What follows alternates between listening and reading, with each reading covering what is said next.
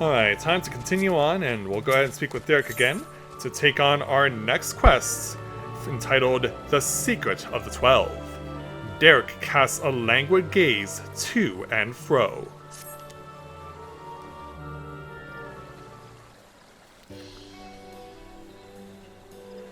It doesn't take too long to extract the information. Carl should be here any moment now. And there she is. Got what you were looking for? Satisfied? Apologies for the wait. With that, I've obtained the information for all of my stones. You've taken care of yours already, yes? Indeed we have. Thank you for worrying about me. While it's good to know that I can handle myself, I'm heartened to be doing this with you all. And so, I owe you thanks as well, Birko and Nofaka, for accepting my request with good grace. Think nothing of it. You did well to see your task through, little one. Even though you're pretty little yourself. Indeed. Come, let us all return to the Omphalos. And of course, we'll be reunited with everyone else there.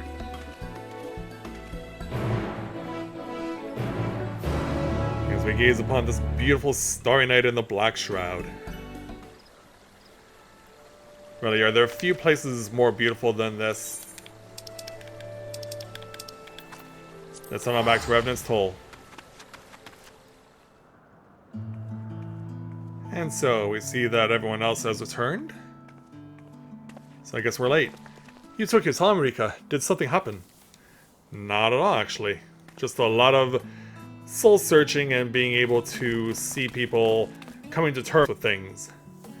Oh, so you rendezvoused with Kryl. How was your experience with the gods, if I may ask? Well, if you have to know, this is what happened. Not only did you help a disillusioned man find his way, you looked in on Kryl besides. Thank you, Rika. And you as well, Derek. I fear I overstepped my bounds, but what's done is done. I don't think so. Return to our sanctums. You have our gratitude for the delightful time. By holding your instruments out to the monuments, you'll be able to augment the missing information. Be well, dear children. Yeah, that's quite a creepy fish look that you gave for yourself there, Namiya. Well, I'm guessing it has to do with good fortune and whatnot. Shall we then? Indeed.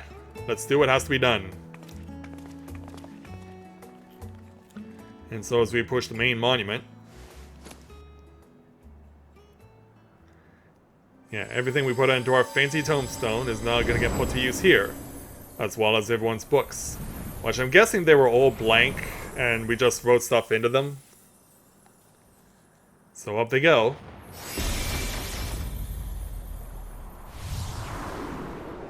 And they all will be put inside. That lights that up. Snowguy makes ecstatic. Graha is satisfied. But Krat is confused. Why? Yeah, will we be able to get what we need? Amazing! What was impossible to decipher is now crystal clear. I guess we were successful. Without further ado, I shall read out the epigraph. Ready when you are.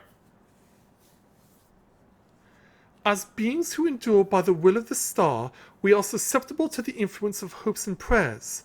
Thus do we commit our yokes herein, lest we stray from our purpose. He who is named Birago shall preside over construction. His duty, to fortify the works of men and encourage them to build. He who is named Rolgar shall preside over destruction. His duty, to galvanize the star's beating heart and facilitate mankind's regeneration. And give the monks of Alamigo what they need. She who is named Azima shall preside over the sun. Her duty, to nurture its life-giving light and illuminate the truth for all to see. He who is named Nol Thol shall preside over the subterrane. His duty, to make gleam the riches hidden in the darkest depths and in men themselves. She who is named Novika shall preside over fertility. Her duty, to fill the land with life and prepare a path of peace and plenty. He who is named Arthik shall preside over space and time. His duty, to endow the star with material vigor, that mankind's march may never cease. She who is named Halone shall preside over the glaciers. Her duty, to hold the melting ice at bay and imbue men with constancy and tranquility. Which is certainly not what the Temple Knights do, that's for sure. She who is named Menphina shall preside over the moon.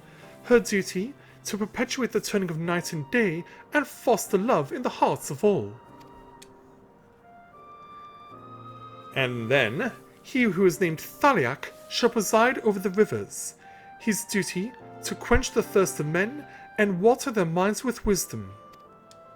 She who is named Nemea shall preside over the stars. Her duty, to preserve the celestial fabric of the seasons and weave the threads of men's lives. She who is named Lim Len shall preside over the seas. Her duty, to administer the tides and inspire men to come together as one and seek new horizons. And last but not least, for our old friend Edie, he who is named Orshon shall preside over the mountains. His duty, to sustain the breath of the firmament, and in wandering share in men's solitude.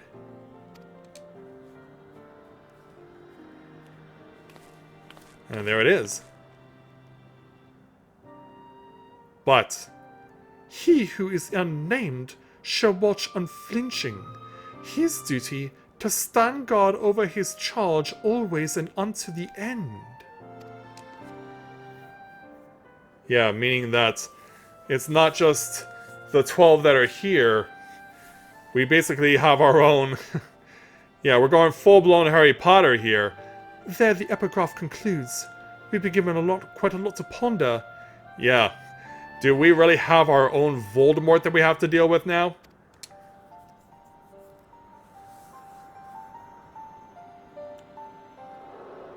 All will be revealed in due time.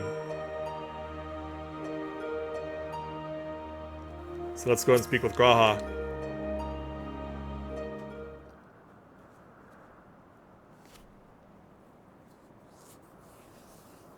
So we've activated 4 monuments, but now we are pondering who this Voldemort guy could be. This Voldemort equivalent, essentially. Hopes and prayers influencing their nature. Have you any thoughts on the contents of the epigraph, Rika?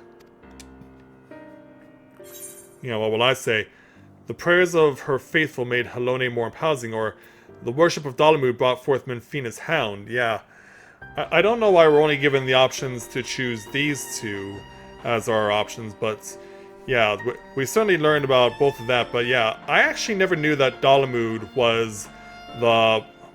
belonged to Menphina until we found out about this. But yeah, that was certainly a surprise to me. So yeah, we'll talk about it in detail. You mean to say that prayers have changed the 12 into their present forms? That is rather hard to believe. And yet, given what we know now of Dynamis, I believe it is entirely possible. In the presence of that energy, hopes and prayers have more tangible results than one might expect. Its power may be curbed upon our star, but over thousands of years of worship it could have influenced the gods in various ways. Ways such as that which Rika just described for one. Others that come to mind are Halone's shield and spear, which reflect her status as a goddess of war, and Nemia's spinning wheel, which is an apt apparatus for a goddess of fate.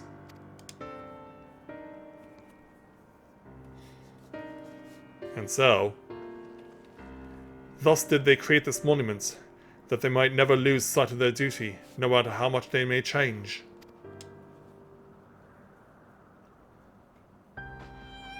I'm inclined to agree with Raha. The gods wrote that they endure by the will of the star.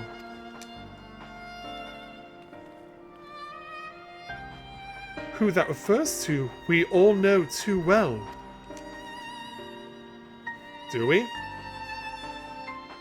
Halone. But then who is this he that they're referring to? By sundering reality, she must have known that she would shake the very foundation of existence. Anticipating the potential chaos, I suspect she charged her collaborators with maintaining stability. If this is true, then might not the 13th unnamed be the Watcher on the Moon?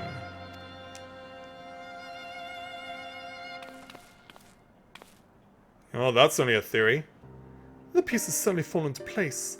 I wonder if he'd be willing to share what he knows. So we're going all the way up there to find out right now? As it stands, we've yet to encounter 3 gods. As there's no telling what may happen once we've fought them all, I believe we should try to uncover as much of the truth as we can, the better to know how to proceed. To that end, ere we seek out the Watcher, Raha and I shall return to Shalin to compile our findings, the data from the analyzer not least of all. Alright, I guess we're going our separate ways then. To think that the investigation will lead us to the moon! I eagerly look forward to the next stage of our fieldwork. Well, Derek certainly seems satisfied. I guess she'll just chill out for a while. Yeah, Raha's got to get the heavy load on him again. Rika, like as not, yet more grueling encounters with the gods await. You should rest up and gather your strength. I will, thank you.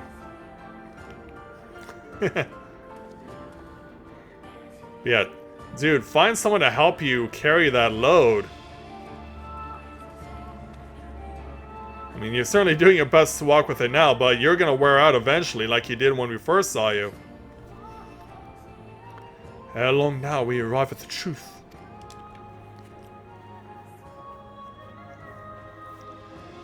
Yeah, we'll get there, Derek, don't you worry.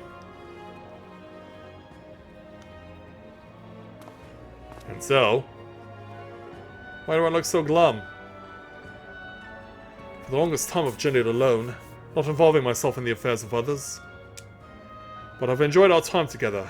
You've undertaken the investigation with all earnestness, and it has been a pleasure to be part of it. When I imagine the moment we must part ways, I can't help but be saddened, and it surprises me that I feel that way. Forgive me, I didn't mean to wax sentimental. If you'll excuse me, I shall head outside for some fresh air. Alright then. Here's your little friend will just watch on and then proceed to accompany you. And as for you, Snow Guy, what's next in store for you? There he goes again, Rika. Do you suppose you could follow after him? Well, of course. I can't quite say why, but I feel as though he'll suddenly vanish one day, never to return. You get that feeling too? Is that why I look the way I do?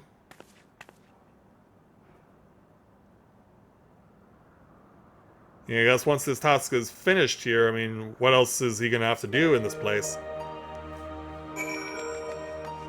So yeah, we'll head on outside, because the end of this quest and the end of this part of the arc will be doing what we did at the start, by meeting up with him near Keeper of the Lake. And we'll go up and over and conclude the quest.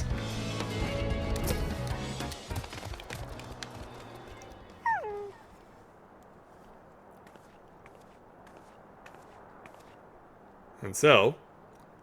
oh, 'tis you, Rika. What is it? Well, I thought I'd just come and say some parting words for now. Snowgum's worried that'll suddenly vanish, you say? Yeah, she's worried about you, man.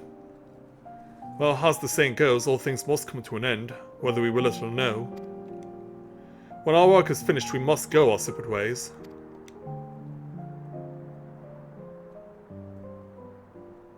Doing so will sadden me, as you know.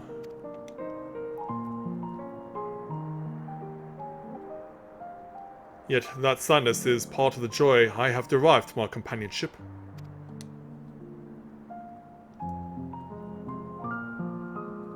So, I will accept it when the time comes, and strive with you to the last.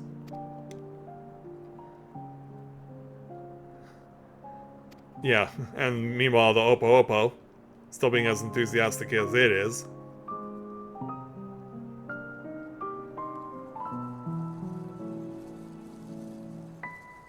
Yeah, what's on your mind there, little guy?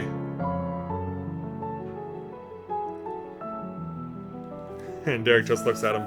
As you know, my friend, I would have you live your own life, but having helped you, I won't send you away against your will.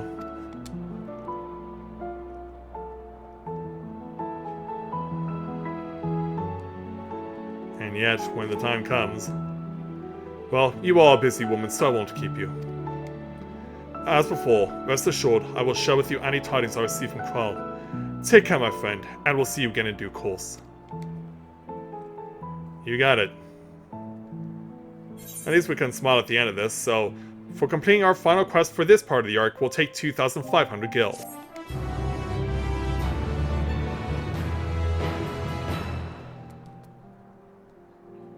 And pan the camera up as we look upon dawn here in Mordona. So to close this out, I think it's only fitting that we actually go and get a nice view over at Keeper of the Lake. Yeah, Edie would, of course, have a lot of memories of that place for sure, but it's here where things end for now for the 24-player raids of Endwalker, but there's still some more content to show off, and I will be making a point over the next few days to record it, and of course I still have some other things to take care of to show off in this game too, so all in due time, and I look forward to showing off everything that we have to look forward to. It'll be quite an experience to see what happens next, and I'll look forward to sharing it with all of you. And so, with that, I'd like to thank everyone for watching the continuation of Let's Play Final Fantasy XIV Endwalker. And so, until next time everyone, thanks very much for watching, and may you ever walk in the lights.